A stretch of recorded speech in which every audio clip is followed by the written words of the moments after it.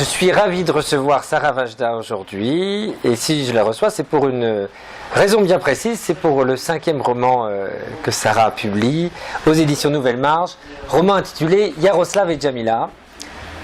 Et alors tout de suite, moi j'en viens à vouloir parler de ce livre avec vous. Yaroslav et Jamila est un roman d'amour, et ce sont deux prénoms qu'on a l'impression totalement étrangers l'un à l'autre. On imagine bien sûr Yaroslav ukrainien, Jamila petite fille d'immigrés. Il faut le tout autre pour tomber amoureux? Il peut falloir le tout autre pour tomber amoureux. En général, c'est la phrase d'Aragon. J'aimais déjà les étrangères quand j'étais un petit garçon.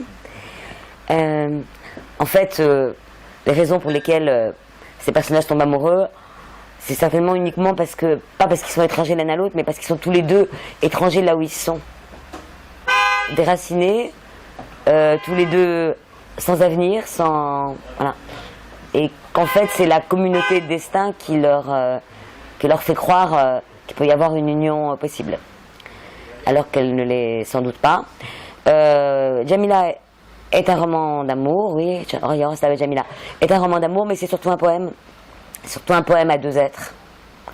L'idée de base, c'était quand même de construire, pour les gens qui n'avaient pas droit au poème, pour les gens qui sont en général réduits au roman social, ou au roman sociétal, ou au roman populaire, de leur donner en fait la chance d'exister, puisqu'ils passaient par la France, ou résidaient en France, d'être inscrits dans le roman national.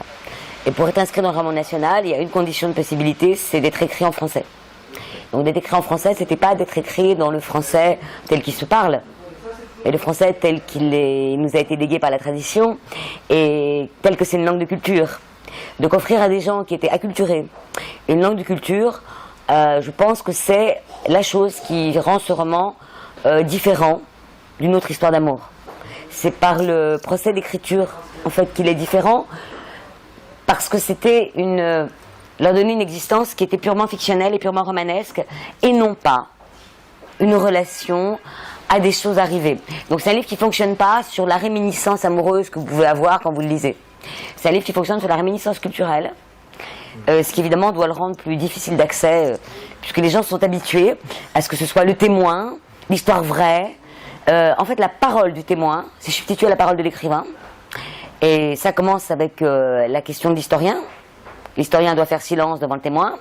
Et puis maintenant, on ne lit plus que des romans vrais, des tranches de vie, des autofictions, alors qu'en réalité, la littérature, elle a été inventée pour échapper au témoignage, pour échapper à l'autofiction, et pour échapper à son point de vie. Et qu'on est donc dans une période totalement alittéraire. Et alors là, pour le coup, effectivement, nous avons vraiment affaire à une narration et quelque chose qui nous plonge dans le rêve, parce que effectivement, il y a du poème là-dedans, même de la chanson, si je puis dire. Et effectivement, il y a ce paradoxe. On est dans le 9-3, à un moment du roman, et on est dans la tragédie en même temps. Comme vous le dites, vous avez effectivement offert autre chose que le roman social à des gens qui auraient pu y rester, quoi. Avant moi, d'une autre manière, il y a un cinéaste que j'aime énormément qui s'appelle Jacques Demy, qu'on a beaucoup contesté d'ailleurs pour ça. Enfin, il est resté un grand cinéaste, il a été adoré à l'étranger, mais au moment où ses films sortaient, il ne passait pas à cause de ça, à cause de ce que j'appelle la romancie, c'est-à-dire que quand dans Les Parapluies de Cherbourg, les personnages chantaient jusqu'à demander de l'essence au poste d'essence, on trouvait ça grotesque. Et pourtant, tout le monde chante. Tout le monde chante dans sa salle de bain. On chante quand on est triste. On chante quand on est amoureux. On chante quand on est enfant. On chante plus quand on est devenu une vraie grande personne. C'est justement la marque de la vraie grande personne. Mais là, du coup, c'est pas un moment de film. Et je crois qu'en fait, et chez Jacques Demy, vous vous apercevez qu'en fait, tous ces films sont construits sur le modèle de la tragédie. Les choses sont mises en place, déployées, et vont aboutir quelque part. Et en fait, c'est une tragédie en couleur. Fuchsia, vert pomme, jaune citron, mais en même temps, c'est une tragédie. De toute façon, la vie, on va faire un truc un peu bête, mais la vie c'est une tragédie, parce qu'elle se termine toujours mal. Donc en fait, en réalité, on est des héros de Beckett englués dans un réel. Bon, alors on peut le raconter de cette manière-là, on peut le raconter d'une autre manière, mais on ne peut pas raconter aucune histoire qui ne soit pas une tragédie, sauf une histoire qui n'ait aucune sorte d'intérêt. Puisque dans un roman, il y a un parcours, il y a un parcours de vie, et ce parcours de vie s'inscrit forcément dans l'horizon tragique de l'existence. Sinon, il n'y a pas d'art, il n'y a pas de littérature, même dans une chansonnette. Une chansonnette, c'est un fond tragique. Je veux dire, que ce soit une chanson de Jean Ferrat sur la grève à l'usine, ou je sais pas, n'importe quoi. En fait, c'est tellement stupide de penser ce qu'on pense aujourd'hui, ce que le capitalisme veut nous faire croire, qu'on peut vivre en tragédie. On est par essence des sujets tragiques. Après, il y a les modes de narration, mais en fait, on est par essence des sujets tragiques. Donc, toute œuvre toute chose qui essaye d'être une œuvre se met dans cet horizon-là. Alors, mais effectivement, on trouve effectivement la tragédie, la chanson dans Yaroslav et Djamila. Et je me posais, moi, cette question du rôle des lieux dans la tragédie, justement, parce que on part d'Annecy, la ville où cette jeune immigrée Djamila est née, se croyant française.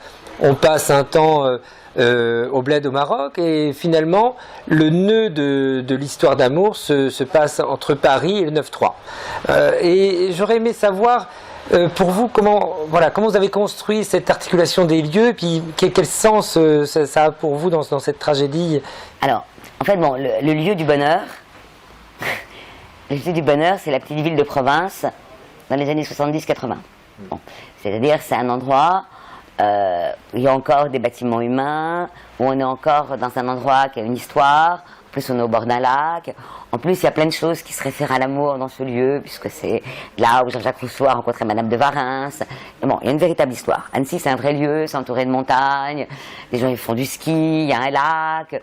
C'est un endroit de plaisance. Même pas, bon, en même temps, c'est une ancienne cité un peu importante, un peu riche. Bon. Donc, c'est un vrai lieu. C'est un lieu plein. Et à partir du moment où sa mère meurt, où elle quitte Annecy, elle ne vivra plus que dans des non-lieux. C'est-à-dire qu'elle va arriver dans ces endroits qu'on appelle la banlieue, et qui sont il y a beaucoup plus de gens qui vivent en banlieue sur la planète entière que dans des vraies villes. Et donc c'est la tragédie de la modernité qui commence. Parce que pour le coup, la vraie tragédie, et au-delà de la tragédie des sujets, c'est la tragédie des déracinements. Donc on la déracine, on l'emmène à Casa. Alors elle est contente. Elle est très perdue sa mère, mais elle se dit qu'elle va découvrir Casa, sa Casbah et tout ça. Mais non, on l'emmène déjà dans le 9-3 de Casa. Puisque là-bas aussi. Et à partir de là, sa vie se déroule comme un cauchemar. Et donc, les lieux sont extrêmement importants. De la même manière, elle va croiser Yaroslav dans un supermarché, lieu le plus glamour et le plus hollywoodien qu'on puisse imaginer, bien entendu. Et c'est là. Et ensuite, après, on elle traîne à l'hôpital. Après, elle habite dans le 9-3 aussi, bon. Après, elle traîne à l'hôpital, où elle va être sauvée in extremis et mise dans une espèce de pavillon, avec un petit peu de mémoire de l'ancien. Oui. Bon. En fait, ce qui m'intéressait, c'est que je pense que la tristesse et la mélancolie contemporaine vient évidemment beaucoup de la perte de l'harmonie de l'homme avec son paysage. Et c'est là qu'on se dénature. Enfin, dans la dénaturation de l'homme, dans l'animal dénaturé que devient l'homme, il y a la fin des terroirs, bien sûr, mais même la fin des villes, parce que les villes, c'est une chose de civilisation absolue. Et donc, cet homme darwinien qui va abandonner un peu d'instinct pour être dans la civilisation, il y a un gain. Mais là, on a tout perdu. On a perdu l'instinct et on a perdu la civilisation. De rien reste quoi? Un cauchemar. Et en fait... Et donc c'est pour ça que je m'amuse à imaginer que le seul moment qu'ils vont passer ensemble pendant leur petite errance, ils vont prendre cette chose horrible qui est la ligne 13 du métro, qui est quand même, Bonello l'a très bien montré dans son extraordinaire Docturama. En fait, c'est vraiment les enfers. C'est les enfers, c'est la Nécuya, mais il n'y a pas de catabase. En fait, on ne remonte plus. Hein, bon, et en fait là, comme ils sont amoureux, à un instant, ils croient qu'ils peuvent contrer tout ça. En fait, on ne peut pas. En fait, on ne peut pas contrer cette puissance incroyable de délocalisation, de déterritorialisation, de violence faite à l'homme à travers cette construction moderne et postmoderne, et qui en fait, c'est des non-lieux. Donc des non-lieux pour des non-êtres, pour des non-êtres, et en fait on est censé ne plus vivre. Voilà. Donc ne plus être sujet de roman. Donc c'était ça, en fait, l'articulation, c'était de faire un roman contre le temps. C'est ça le vrai truc, c'est de réinjecter malgré tout quelque chose d'un roman dans un temps non propice au roman, non propice à la littérature et non propice à la féerie. Parce que ça, bon, ça vous en avez parlé. Évidemment, le rapport des chansons et de Jacques Demy derrière, il est là. Oui. C'est-à-dire que tout est dans la mémoire des années 80, avec ce que on chantait dans les années 80 encore. Ah, maintenant, on n'est plus que tout seul avec des sons sans voix. Il n'y a plus de vocaux dans la musique. Beaucoup moins. Et en fait, les gens s'isolent et dansent absolument tout seuls avec des sons perçants et des choses qui ont été faites de manière complètement industrielle. On mange plus que de la nourriture industrielle, on n'aura plus que des sons industriels. Enfin, il n'y a plus d'hommes. Il n'y a plus de... Voilà. Il y a des poches de résistance et on s'y active. Et alors moi, justement, je voulais revenir sur cette rencontre-là entre Yaroslav et Djamila et ce moment où, finalement, on a l'impression qu'ils redeviennent des adolescents. Enfin... C'est la lecture que j'avais, comme si pour exister, il leur fallait redevenir des adolescents. L'âge adulte étant un âge, effectivement, comme on l'a dit, de non-être juste à l'instant. De toute façon, l'âge adulte n'est pas un âge littéraire. Chez mon écrivain favori, qui est Jean Giraudoux, il y a deux types de personnages intéressants. Il y a la jeune fille et la vieille femme. Il y a le vieil homme et le jeune homme. Entre les deux, il n'y a rien. C'est-à-dire qu'en fait, entre les deux, c'est vrai, c'est le temps shakespearien, des manipulations, des complots et des mises à mort. D'accord ? Il y a avant la vie, et puis la réflexion sur la vie. Il y a le prologue et l'épilogue. Bon. Ouais, alors, ça c'est... Bon, après c'est un truc très très bête. C'est vrai que quand on est amoureux, on est complètement délivré du poids du monde, en état d'apesanteur. Donc, qui peut être en état d'apesanteur, excepté les adolescents ? Je ne sais pas. En fait, donc c'est pour ça qu'il y a... et puis en même temps, bon, leur vie à tous les deux s'est arrêtée à l'adolescence. Il faut quand même se dire que c'est des gens qui ont été blessés par l'histoire, par la grande histoire. C'est pas toujours la guerre avec sa grande hache, la grande histoire, c'est aussi les tragédies de l'immigration. Donc, quand elle a 15 ans, et après elle part là-bas pour ces 1001 nuits enfermée dans le 9-3 de Casablanca, à se décider à épouser quelqu'un qu'elle n'aimera pas, au lieu de vivre sa vie normale de petite lycéenne, elle attendait de rentrer en seconde, quoi. Elle voulait embrasser un garçon à la fête du lac, rentrer en seconde, passer le bac. Bon voilà, elle avait une ambition ordinaire de petite adolescente française. Bon, et Yaroslav c'est pareil. À 18 ans, il est sur les routes du monde, il va d'Allemagne, retour en Ukraine, finalement il part au Canada. En fait, donc lui, il n'a pas eu le temps non plus d'avoir une jeunesse. Sa jeunesse a été arrêtée par la dèche économique, la mort de ses parents, la nécessité de prendre son baluchon et d'aller bosser comme ouvrier sur un chantier où on ne vous demande pas d'être un adolescent. Donc en fait, ces deux personnages qui ont ça en commun, c'est d'avoir eu leur vie arrêtée par l'histoire et par la misère et tout.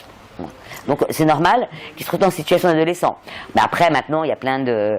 Tout le monde sait que même les vieillards adolescents retombent en enfance parce qu'ils sont amoureux, voilà. Parce que l'amour est une espèce, c'est des endomorphines qui vous donnent une impression de légèreté, quoi. Mais du coup, on parle un peu de la grande histoire là, qui percute l'histoire des héros. Et il y a eu quelques papiers comme ça qui ont été écrits sur le roman. Qui parle effectivement de la société multiculturelle ou société glaciaire pour les uns, ou cette société qui transforme l'homme en marchandise, on va dire, et qui ont donc beaucoup de papiers qui ont glosé à partir de votre roman là-dessus.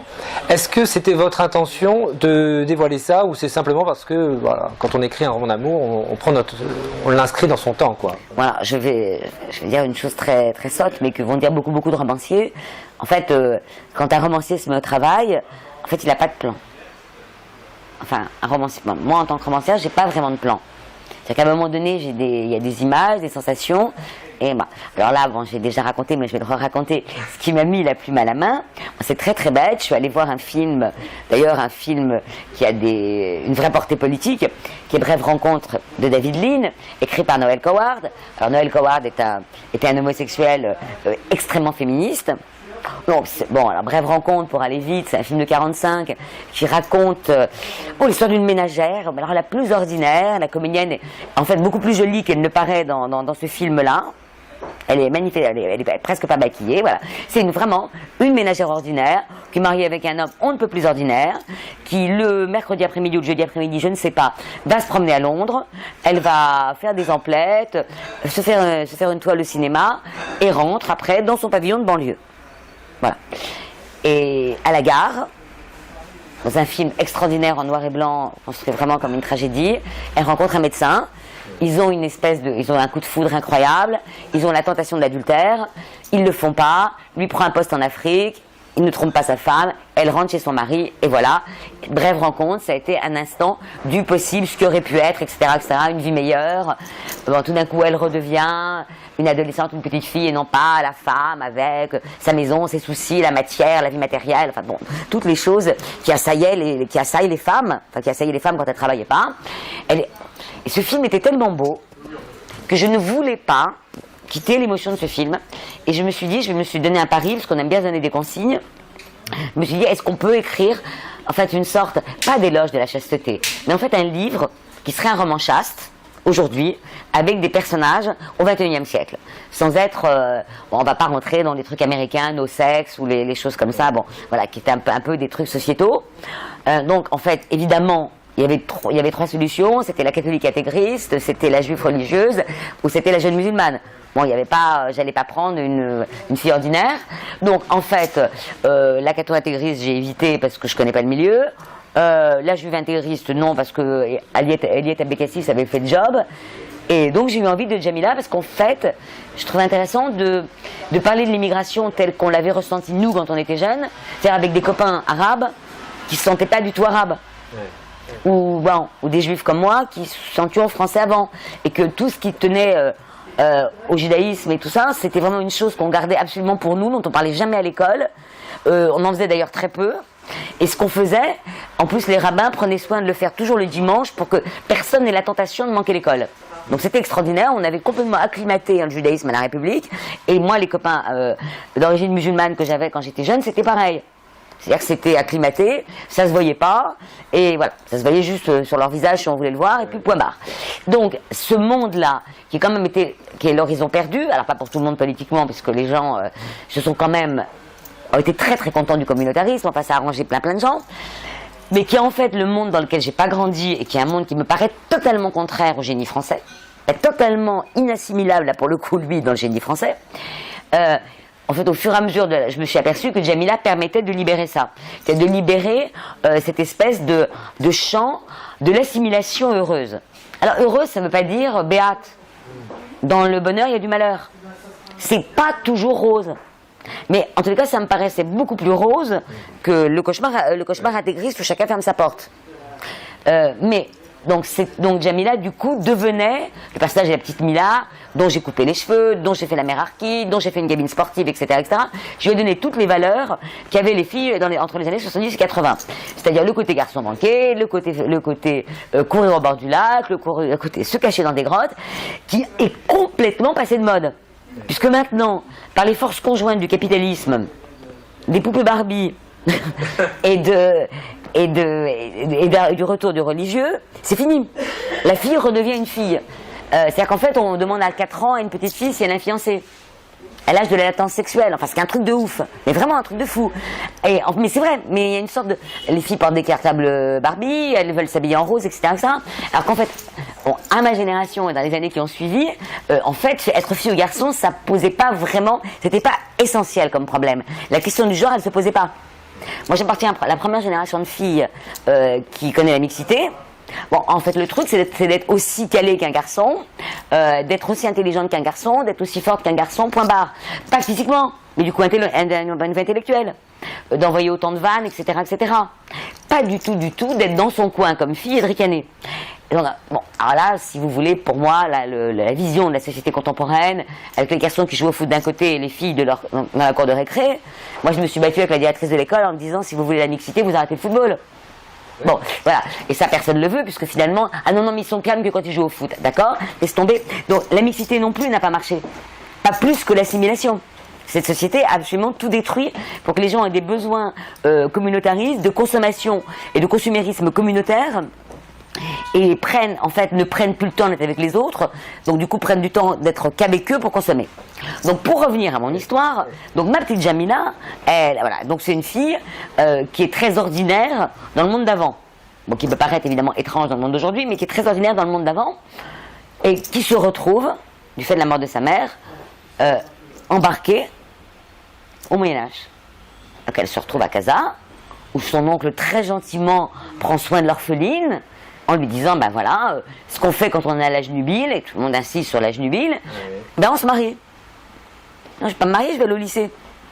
Et donc toute la plaisanterie, c'est qu'effectivement les ados détestent le lycée à juste titre, mais en fait elle devient une ado qui veut absolument aller au lycée, puisque ne pas oublier que quand même, le fait que les filles aillent au lycée, c'est aussi une conquête.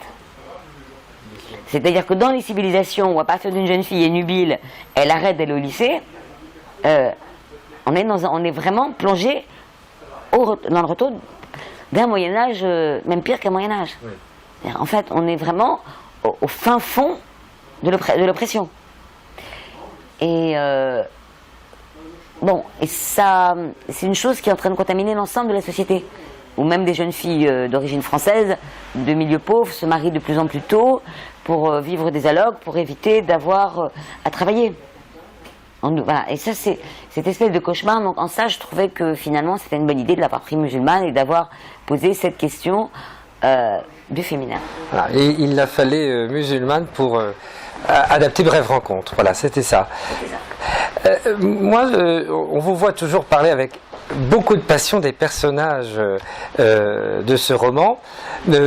Ma fille me faisait la réflexion l'autre jour, mais on a l'impression qu'ils existent pour de vrai quand elle en parle, dans le trailer notamment. Et du coup, j'avais une question, parce que vous avez fait beaucoup de biographies de gens qui ont existé. Quel rapport faites-vous entre ce travail de biographie, donc il y a eu Barès, Edernalier, Gary, je dois en oublier au passage, et puis ce travail de narrateur, où finalement vous engendrez des gens qui n'existent pas, mais qui vous font parler comme s'ils existaient. Quoi. Une biographie, c'est un roman dont on connaît la fin. Ah, c'est ça. Dans les cas d'une biographie, enfin, moi je ne fais pas de biographie classique. Donc pour moi, une biographie, c'est un roman dont on sait la fin, donc on a le canevas là. Pour le coup, c'est un roman qu'on écrit avec un plan, on sait ce qui arrive au personnage. On a déjà toutes les aventures, et en fait, il faut trouver la cohérence psychologique, la cohérence intérieure. En fait, le lien entre tout ça, c'est la voix. Et la voix, ça vient beaucoup plus de mes années de metteur en scène que de mon travail de biographe. C'est-à-dire qu'effectivement, si les personnages existent peut-être un peu avec une certaine densité, c'est parce qu'en fait, j'ai l'habitude de les faire parler.